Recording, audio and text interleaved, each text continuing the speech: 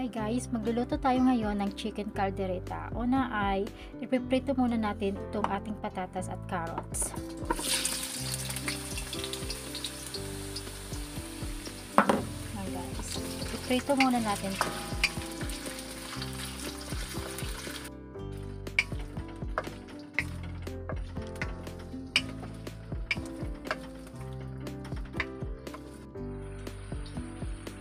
Then ngayon guys, pwede na natin itong itabi yung ating carrots kasi igigisa na natin mamaya yung ating chicken.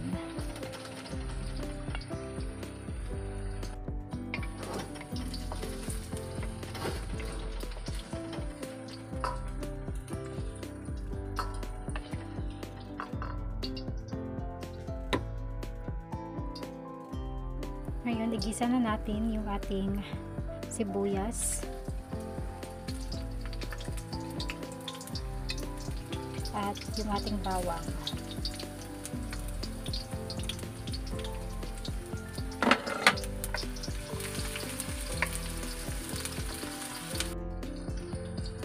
At ngayon, ay ilagay na natin yung ating chicken. Half kilo lang to guys.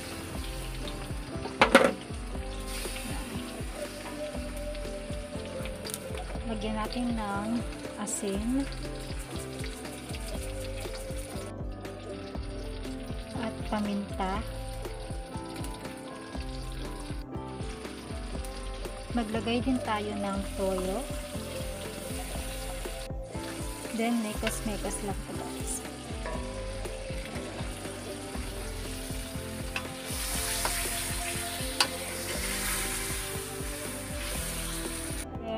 Maglagay tayo ng 1 cup ng tubig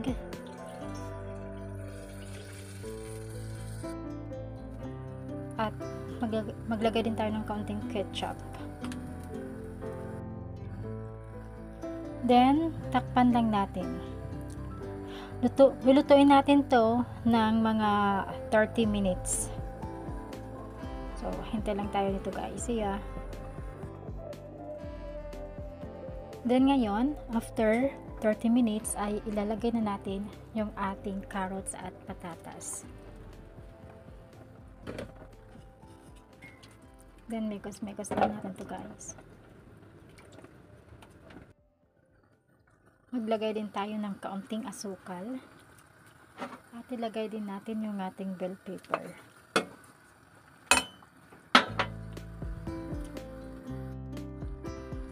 At ilagay din na natin yung ating tomato paste. Yan guys.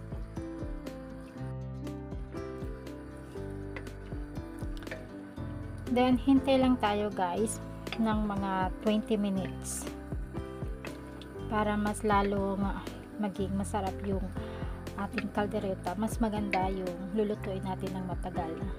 Yan guys. Wag na nating takpan. Okay na yan. Hintay lang natin ng 20 minutes. At ito na guys yung ating chicken caldereta. Yan guys. Dito na yung ating chicken caldereta. Thank you guys for watching. See ya!